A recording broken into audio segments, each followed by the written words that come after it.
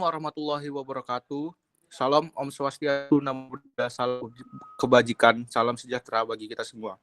Kami dari kelompok 14 akan mempresentasikan hasil dari tugas besar kami, yaitu membuang sampah sembarangan sebagai ancaman lingkungan, studi kasus dan upaya penanggulangan keberlanjutan. Sebelumnya, terima kasih kepada dosen pengampu kami, Ibu Oktarina Maulidia, SPMSI, karena sudah memberikan kami kesempatan. Berikutnya ada anggota kelompok kami yang terdiri dari Ashifa, Emia, Ismail, Farel, dan Billy Haikal. Berikut ada outline yang akan kami bawakan, yaitu latar belakang, tujuan, sasaran, manfaat, kebijakan alternatif, pengembangan kebijakan kelompok, kebijakan yang dikembangkan, mengembangkan rencana tindakan, kesimpulan, dan saran. Oke, berikutnya kita masuk ke latar belakang. Lingkungan yang bersih dan sehat merupakan kebutuhan dasar manusia, namun saat ini terancam oleh pencemaran dan kebiasaan buang sampah sembarangan. Masalah ini menyebabkan saluran air tersumbat, pencemaran tanah dan air, serta meningkatkan risiko banjir dan penyakit. Tumpukan sampah di sungai, jalan, dan ruang publik menunjukkan rendahnya kesadaran masyarakat akan pentingnya pengelolaan sampah.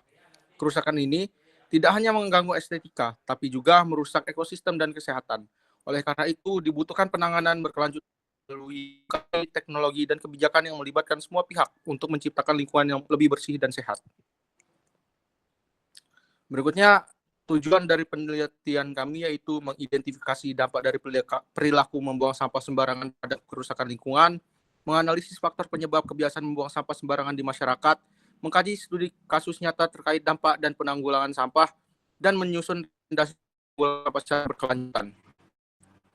Berikutnya, sasaran kami yaitu masyarakat umum sebagai pelaku utama dalam pengelolaan sampah sehari-hari, pemerintah daerah dan pembuat kebijakan terkait pengelolaan lingkungan, lembaga pendidikan yang memiliki peran penting dalam menanamkan kesadaran lingkungan sejak dini, dan komunitas atau organisasi lingkungan yang bergerak dalam edukasi dan aksi penanggulangan sampah. Dan manfaatnya yaitu meningkatkan kesadaran masyarakat akan pentingnya membuang sampah, menjadi referensi bagi pemerintah merancang kebijakan pengelolaan sampah yang efektif, memberikan inspirasi dan contoh bagi komunitas lokal untuk melakukan tindakan nyata dalam menjaga kebersihan lingkungan, dan mendukung terciptanya lingkungan hidup yang lebih sehat, bersih, dan berkelanjutan. Selanjutnya itu hasil kuesioner. Yang pertama itu mayoritas responden atau sebanyak 90,6% sangat setuju bahwa membuang sampah sembarangan merusak keindahan lingkungan. Lalu yang kedua, sebanyak 90,6% responden menilai dampak utama buang sampah sembarangan adalah banjir akibat saluran tersumbat, disusul 81,3% menyebut sebagai pemicu sarang penyakit.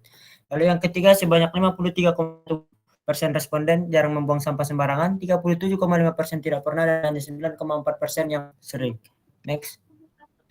Lalu sebanyak 78,1% responden sering melihat orang membuang sampah sembarangan dan 21,9% jarang melihatnya. Lalu sebanyak 84% responden melihat utama buang sampah sembarangan adalah kurang peduli lingkungan, disusul minimnya sanksi hukum, kurangnya tempat sampah, tidak adanya kebiasaan memilah, dan kurangnya edukasi. Lalu 87,5% responden menilai pemerintah perlu dilibatkan dalam penanggulangan sampah, disusul masyarakat umum, sekolah atau universitas, komunitas lingkungan, dan perusahaan. Next. Lalu berdasarkan diagram kendaraan prasarana yang mendukung dalam penanganan sampah di lingkungan, lebih dari setengah dari total responden menjawab belum mencukupi. Hal ini dapat dilihat dari 46,9% sudah mencukupi dan 53,1% saja yang beranggapan belum mencukupi. Lalu berdasarkan diagram tentang kontribusi mahasiswa dalam upaya penanganan sampah seperti melakukan 4R, dapat kita lihat sebanyak 81,3% sudah pernah dan hanya 18,8% saja yang belum pernah melakukannya. Next.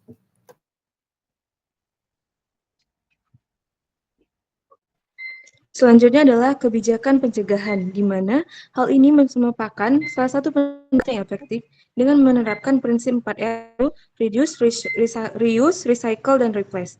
Yang pertama yaitu reduce atau mengurangi. Hal ini mengurangi konsumsi barang yang berpotensi menjadi sampah, seperti mengurangi penggunaan bahan plastik sekali pakai, hemat energi dan sumber daya, dan konsumsi berkelanjutan. Next. Yang kedua adalah reuse atau menggunakan kembali, di mana memanfaatkan kembali barang yang masih layak dipakai. Seperti menggunakan barang bekas atau fungsi baru, menghindari barang sekali pakai, budaya tukar atau beli second. Yang ketiga adalah recycle, yaitu mendaur ulang, di mana hal ini membantu mengubah sampah menjadi bahan baku. Next. Hal ini dapat seperti pemilihan sampah dari rumah, kreativitas daur ulang, dukung produk daur ulang. Yang keempat adalah replace atau mengganti. Hal ini mendorong pergantian ramah lingkungan dengan alternatif yang lebih berkelanjutan. Contohnya, penggantian bahan plastik atau styrofoam, beralih ke produk ramah lingkungan, dan energi terbarukan dalam produk hijau. Next. Selanjutnya ada pengembangan kebijakan kelompok yang dimana didasarkan oleh Undang-Undang Nomor 18 Tahun 2008 tentang pembuang sampah sembarangan. Selanjutnya ada PP Nomor 81 Tahun 2012 tentang tanggung jawab bersama antara masyarakat dan pemerintah dalam pengelolaan sampah.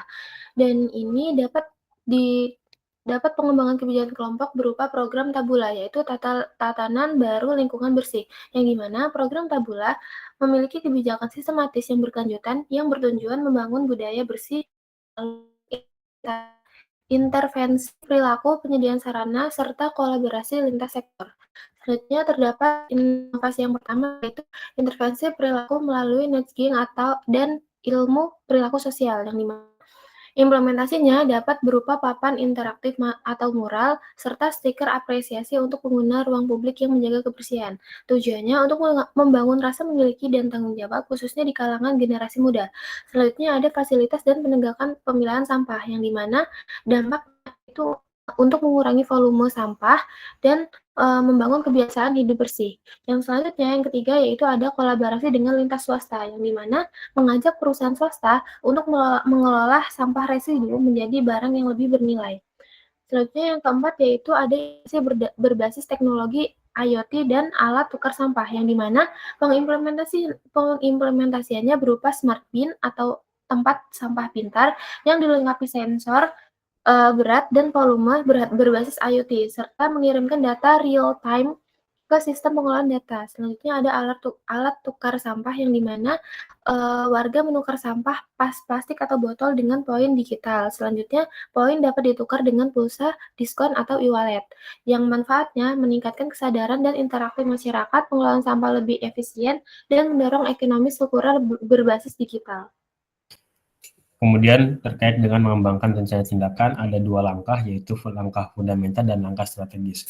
Untuk langkah fundamental ini adalah penyusunan rencana tindakan dengan tujuan dan sasaran yang jelas. Sedangkan langkah strategis ini ada 5 poin, yaitu terkait dengan strategi edukasi dan sosialisasi, strategi peningkatan infrastruktur, strategi penguatan regulasi dan penegakan hukum, strategi pemberdayaan, dan strategi inovasi dan teknologi untuk meningkatkan efektivitas. Kemudian selain daripada dua langkah itu ada aspek-aspek pendukung strategis, di mana ada 3 hal terkait dengan aspek pendukungnya, yaitu yang pertama implementasi terstruktur yang realistis, kedua adalah monitoring dan evaluasi, dan yang terakhir adalah keberlanjutan rencana dengan penumbuhan rasa kepemilikan, pengembangan skema pendanaan, dan penanaman budaya adaptasi dan inovasi. Lalu kesimpulan, permasalahan sampah terutama perilaku membuang sampah sembarangan merupakan isu lingkungan yang serius dan berdampak luas terhadap estetika, kesehatan, dan keberlanjutan ekosistem. Permasalahan ini disebabkan oleh rendahnya kesadaran masyarakat, minimnya fasilitas, dan lemahnya penegakan kebijakan. Solusi efektif mencakup edukasi, penerapan prinsip 4R, strategi nudging, penyediaan sarana pemilahan, serta kolaborasi lintas sektor. Dengan pelaksanaan yang tepat, strategi ini dapat mewujudkan lingkungan yang bersih, sehat, dan ramah ekosistem. Next. Adapun alternatif rekomendasi yang kami sarankan, yang pertama pengintegrasian prinsip 4R, yaitu implementasi kebijakan pengelolaan sampah yang efektif. Lalu yang kedua, pendidikan lingkungan, yaitu integrasi kurikulum dan praktik langsung di sekolah. Lalu yang ketiga, partisipasi masyarakat seperti pilah sampah, bank sampah, dan produk ramah lingkungan. Lalu yang keempat, kolaborasi swasta seperti CSR untuk infrastruktur dan inovasi pengelolaan sampah. Dan yang kelima, monitoring dan evaluasi sebagai pengawasan berkala untuk efektivitas program. Next. Berikut ini merupakan referensi dari hasil kajian atau penelitian kami. Mungkin sekian saja dari kelompok kami. Terima kasih kepada Ibu dan teman-teman semua. Wassalamualaikum warahmatullahi wabarakatuh.